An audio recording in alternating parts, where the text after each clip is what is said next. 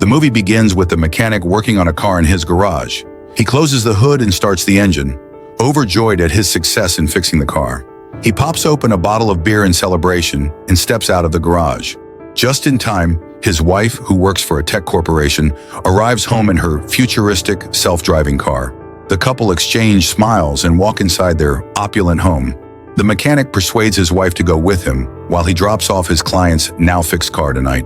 As dusk falls, the couple drives the car from their home in an ultra-modern city to the client's remote but luxurious mansion. They discover that the mechanic's client is a renowned inventor and owner of another tech company. He shows them his latest invention, a microchip that functions as a superpowered brain. The mechanic is firmly old school and has always refused the modern technology commonly used in their society, so he is wary that the microchip will do more harm than good. After their meeting, the mechanic and his wife drive home in her self-driving car. He continues to express his doubts about the inventor's toys, especially since his livelihood as a mechanic is increasingly rendered obsolete by the latest technology. The mechanic notices that the car is going the opposite way to their house. The wife tries to fix the car's route, but the computer controlling it malfunctions. The vehicle speeds up and they crash near the docks. Several armed men emerge from a car behind them and haul the couple out of the wreckage. They shoot them both, then leave the crime scene. The wife dies while the mechanic stays conscious, but he can no longer feel his legs. The police arrive soon after. The mechanic survives the shooting but is permanently paralyzed because the bullet hit his spine. 3 months later, he arrives home in a wheelchair. He adjusts to life as a quadriplegic, with his mother by his side to take care of him. Machines are also set up to assist him in his day-to-day needs. He falls into a depression and barely talks, eats, or goes out of the house. One morning, the mechanic goes down to the police station with his mother. He is frustrated that the detective assigned to his wife's case has not made any progress at all. Despite the drones and all the surveillance technology, the police have failed to identify the armed men. That night, the mechanic tries to commit suicide by overdosing on his medicine. Luckily, the AI in his home detects his attempt and quickly calls for an ambulance. The mechanic is saved and recovers in the hospital. The inventor visits him and offers him another chance at life. The microchip can be implanted in his spine so he can walk again. However, the inventor's condition is that the mechanic has to keep pretending that he is paralyzed because he does not want the public to know about the microchip yet. If successful, he would be the first ever human with an AI microchip implant. He hesitates first and says yes finally, and the surgery goes smoothly. In no time at all, he can move his limbs again. The inventor makes him sign a confidentiality agreement because human testing is still illegal. He also explains that the microchip now acts as a bridge between his brain and his disabled nervous system, which is why he has regained full use of his limbs. The mechanic arrives home and discovers that his microchip can actually talk inside his head. The microchip points out something in the drone footage of his wife's murder. The man who shot his wife wasn't holding a gun, but had a gun implanted inside his hand. The microchip also identifies another one of the men by a marking on his wrist. Within seconds, he is able to come up with the man's background and address. The mechanic decides to go to the man's address. He waits for him to leave, then breaks into his house. He snoops through the man's messages and finds proof that the man was fused with cybernetic implants. The local neighborhood bar is also referenced a lot in the messages. Unfortunately, the man returns to his house and gets into an altercation with the mechanic. He gets the mechanic in a chokehold, and the microchip urges him to permit it to take over his body. The mechanic agrees, and the microchip immediately controls his body as he retaliates against the man skillfully, eventually killing him. The microchip then gives him back control. Shaken by the knowledge of what he's done, the mechanic panics. The microchip calmly tells him to erase any evidence of him from the man's house. The next day, the cops discover the man's body. The medical examiner is astounded at the computer implants inside him. He informs the detective that they found one shoe print at the crime scene with traces of engine grease. The detective then suspects that the mechanic is involved since he regularly encounters engine grease in his line of work. However, she finds no trace of him in the drone footage of the man's house that day, and as far as she knows, he can't walk, so he wouldn't have been able to make the footprint. Meanwhile, the mechanic goes to the inventor's house for further tests. The inventor reveals that he's been tracking his movements and warns him against using the microchip to investigate his wife's murder. The mechanic then confronts him about the microchip's ability to talk inside his head. But this is also a surprise to the inventor. Unable to shake her suspicion, the detective pays a visit to the mechanic's house under the pretense of buying his car. She tries to catch him in a lie, but the microchip successfully coaches him on his alibi. Satisfied, she leaves. Later that night, the mechanic goes to the local bar mentioned in the man's messages. He enters in his wheelchair and loudly announces to the rest of the people inside that he is searching for the men who shot his wife. One of the assailants stands up and takes the mechanic to the restroom. He takes a knife out, intending to torture the mechanic. The microchip takes over once again, and he overpowers the assailant.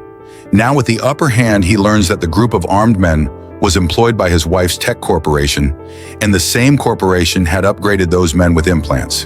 The microchip informs the mechanic that the inventor is now trying to remotely shut it down, probably because he saw that the mechanic is once again risking exposure by investigating his wife's murder. The inventor also sends a security team to retrieve the mechanic. The microchip has already been prepared for this eventuality and gives the mechanic the name and address of a nearby hacker who can reverse the system shutdown. The mechanic leaves his wheelchair at the bar and runs out into the night. Outside the hacker's building, he begins to lose control of his legs due to the impending shutdown. The microchip's voice also begins to fade away. The mechanic races against time to get to the hacker's apartment upstairs.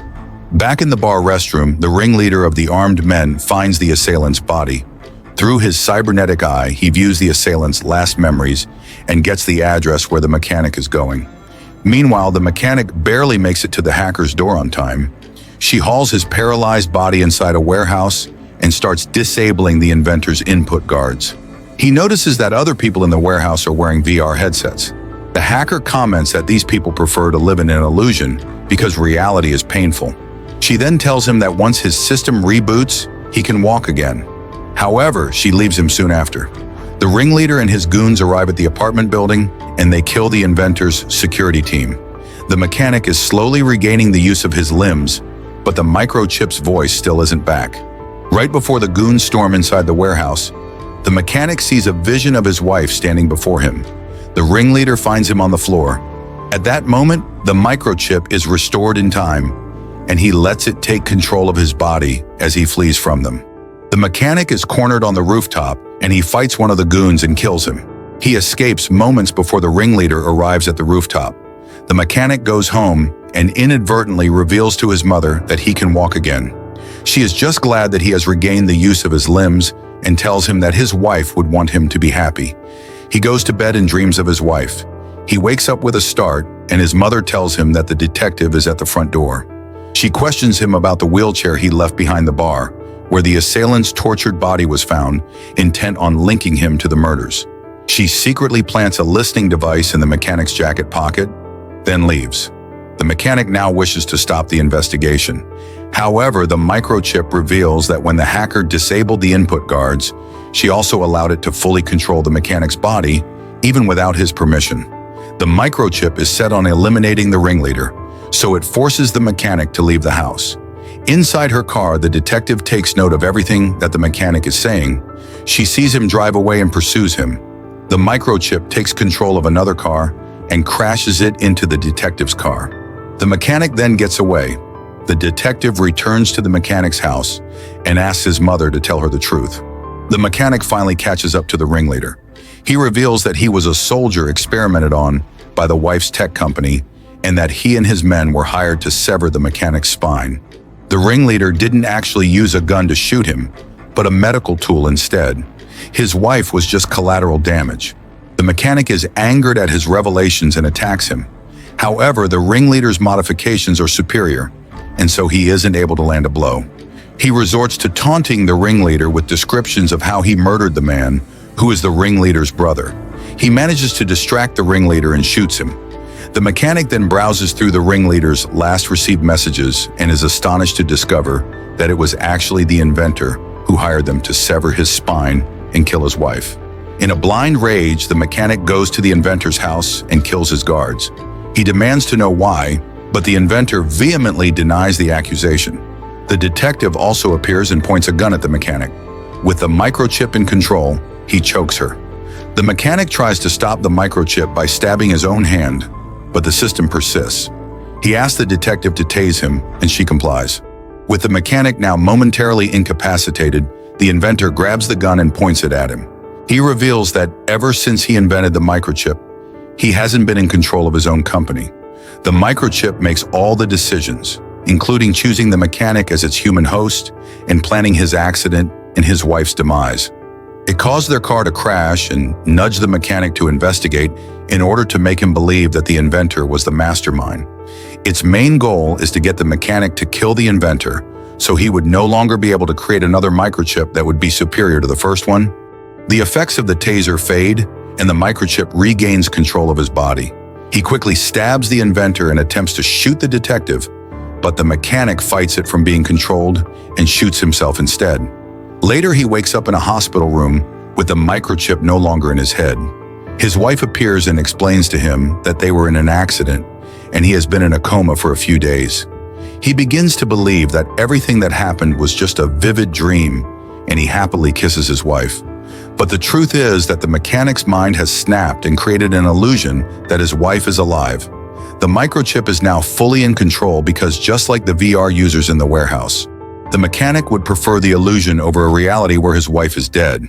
Using the mechanic's body, the microchip shoots the detective. The upgrade now walks away, intent on conquering the rest of the world.